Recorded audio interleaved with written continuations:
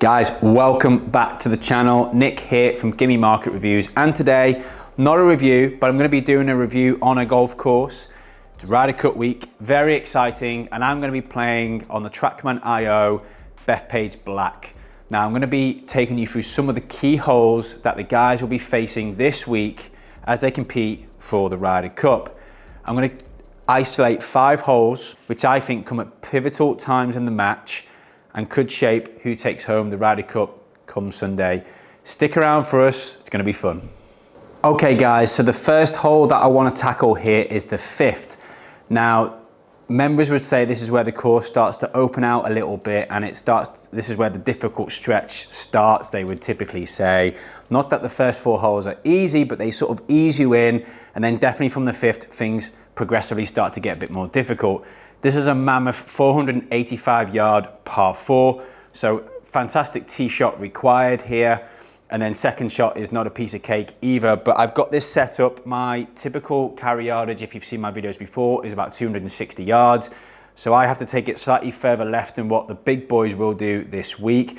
But to get it over the furthest tip there on the right-hand side is around a 300 yard carry, and then that really opens out the second shot. This is where things really, I think, in the match could really start getting going here. You're gonna have to hit some quality shots really to negotiate this this hole. So let's get going.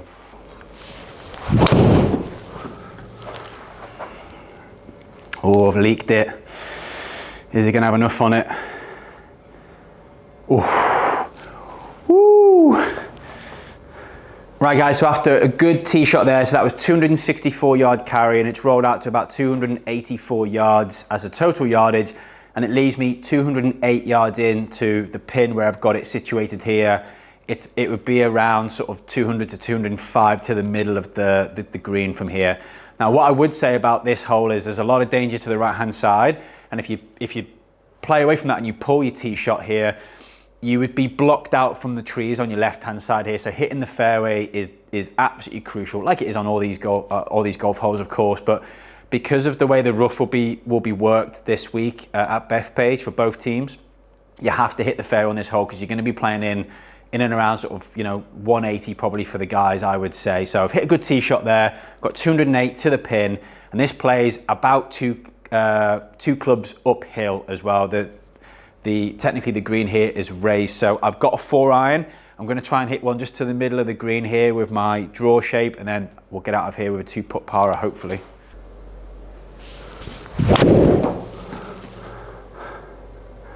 Oh, is it going to have enough? Go! Oh, hit a good one. Well, I would definitely take that in the Ryder Cup matches there. Give myself a birdie putt. I think the guys here, 4 might potentially win this hole, as good as those guys are. That was a 4-iron up the hill, got every single bit of that, so was happy with that. We'll see how we get on now with the putt. Got the greens at 12 on the stimp meter, which is probably about where they'll play this week. Most of the greens, you would say at Bethpage Black, tilt from back to front, so this is going to have a little bit of left on to right on it for me. Let's see if I can make the birdie. That'll be pretty hard to beat in the matches.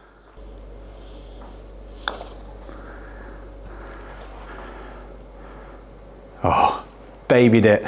So you can see there, guys, obviously a bit nervous with my first putt. Second one, nicely given to me by the simulator there, so I got away with a 4, but you'd have to say you're gonna have to hit 2 fantastic shots in there to the par 4 5th hole. So after we've negotiated the front 9 there, now we turn back for home, and we're faced with the par 4 10th hole at 508 yards. Absolute mammoth again. Slight dog leg from right to left, and actually I believe, I've been told by sources, this fairway has actually been made wider to help those players who like to move it from right to left. A few of those guys on the US team, obviously Bryson. So what they're trying to do here is favour the guys who can really bomb the drive out here as well. For me, at a fairly sort of moderate club head speed, I'm going to have to hit my absolute Sunday best here, and I'm still likely going to have 200 yards in for my second shot. We've got bunkers up the left, bunkers up the right, so again, hitting the fairway absolutely crucial here, because otherwise you'll have such a difficult second shot in here, and the fairway ends short, so there's really some dead land between the end of the fairway and the start of the greenside bunkers. Gonna have to hit a good one.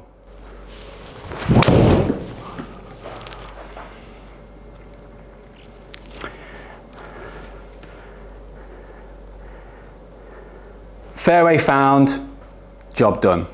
So after another good tee shot there in the mid sort of 280s range, I've left myself just around 200 yards.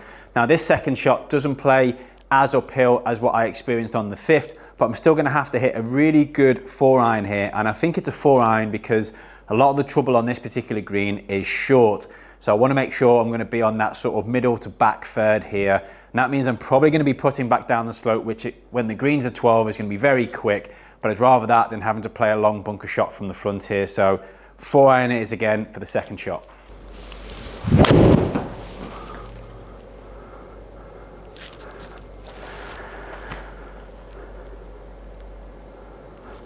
Great, I hit the back third exactly how I wanted to, and I've given myself another birdie putt, which could be absolutely crucial on these holes right here. Let's go and see if I can knock this one in. So I've given myself about 17 feet here, and traditionally the greens actually aren't the most difficult thing when it comes to Bethpage Black. They always say it's a tee to green sort of golf course, and I've got 17 feet here and it's actually pretty flat. So again, good birdie opportunity here, but a 4 could potentially win this hole on all 3 days at the Ryder Cup.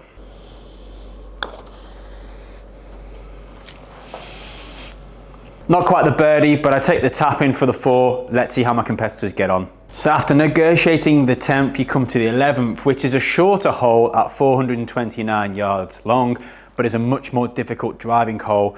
It pinches in at where the boys this week will really be looking to place their tee shots from a carry perspective. You're talking about a carry of around 275 yards to the bunker on the left-hand side, and the bunkers on the right-hand side are about 285 yards away. So you really have to thread that ball and move it from right to left if you can, if you really want to get past it and leave yourself sort of a mid to short iron for the longer hitters. For me, they're right in my sort of landing zone here, so I'm going to have to be really careful with the line I take. I'm going to try and take it at the right-hand bunker, the edge of that right-hand bunker, and hit my slight draw. And if I can finish off at around 285 yards here, that'll give me, again, another sort of mid-iron to the green, hopefully.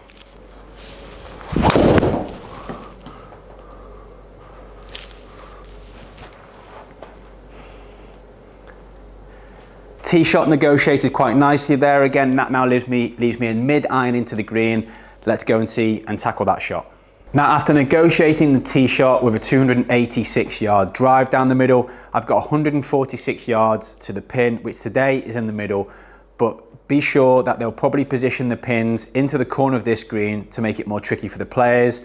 Leading into the 2019 US PGA Championships, they did develop a new back tier on the left-hand side just for that championship alone. But today it's in the middle, so I'm going to try and play a 9-iron straight at the pin, see if I can give myself a third birdie opportunity.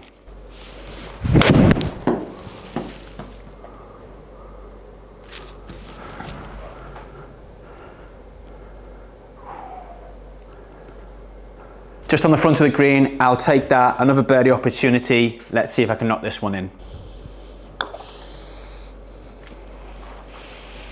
Oh. A little bit slower than I thought it was, but I'll tap in for the 4. Let's move to the next hole. My 4th hole and the 3rd in this selection through the middle part of the round is the 12th hole, which is a par 4 at 459 yards long. It's a dogleg from right to left, and again, it's all about the tee shot here, where you have to get a little subtle draw around the corner, which then opens up quite a nice second shot. Now, the bunkers that come across the fairway are about 260 yards carry for that furthest right-hand corner, and then you need a little bit more, up to around 270 yards to carry the furthest left-hand corner of it. For me, this is right on my limit, so I'm going to have to hit a Sunday best and take it slightly right of the bunkers here, just to see if I can get around that corner, give myself a good look at the second shot. Let's see if I can do it.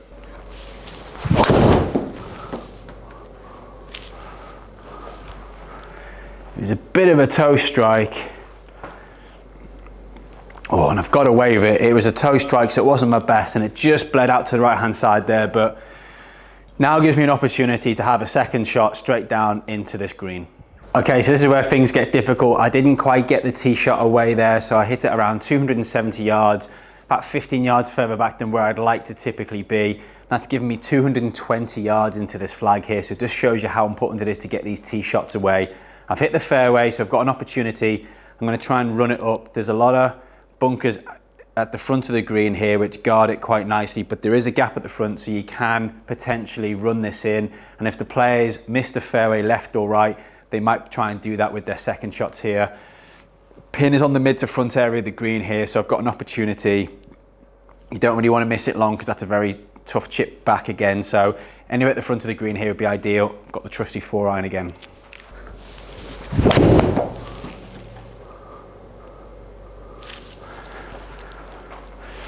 Go, go. Oh, lift out for the eagle. I'll take that. Probably the best shot that I've hit so far during this particular series. Let's go up and see if I can knock that birdie putt in this time. So after a really good second shot, I've given myself another birdie putt here. But again, if the administrators decide to go back left or back right with this pin, it brings in a lot more trouble. And if the guys miss the fairway with their tee shots as well, they might be forced to do what I did there and run it into the front, at which point you'll have a putt up the hill. But if you go past the pin like I have, I've now got quite a tricky downhiller. Let's see if I can knock this one in for a win.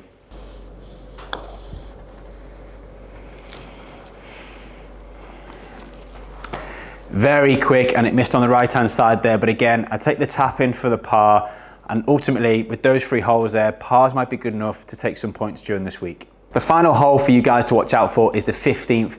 Now this comes at a pivotal time in any round as we approach the last couple of holes and could send the match one way or the other. It's a par 4 at 474 yards, and it gradually plays uphill to a 2-tiered green. When they've played major championships here in 2002, 2009 and 2019, this has proven to be the most difficult golf hole on the golf course.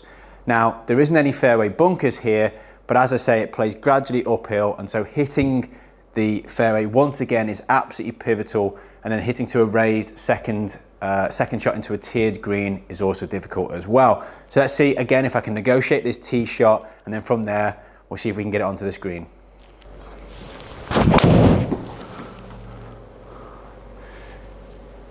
Hold on.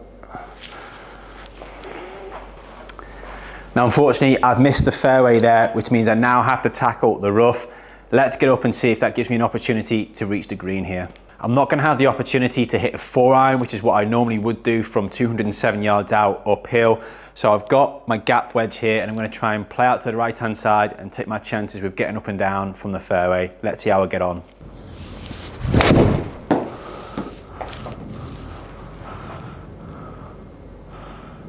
You really start to see how penal the rough can be here at Bethpage Black if you start missing fairways. I had to hack out there to the sideways, and I hit a wedge around 100 yards, which gives me another 100-yard shot now, which plays about 2 clubs uphill. So I've got my trusty gap wedge again, which I typically hit around 118 yards. Gonna try and hit this past the pin and see if I can bring it back to it, salvage a par.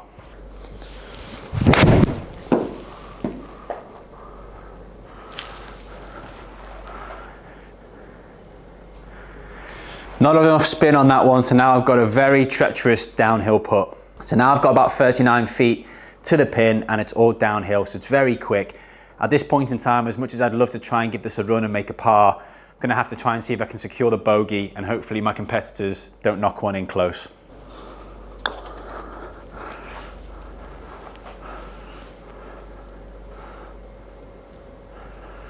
I take that and tap in from a bogey. Let's just hope the guys I'm playing against don't make that par. So there you have it. They are the holes that I think might shape the way these matches go as we approach the 45th edition of the Ryder Cup.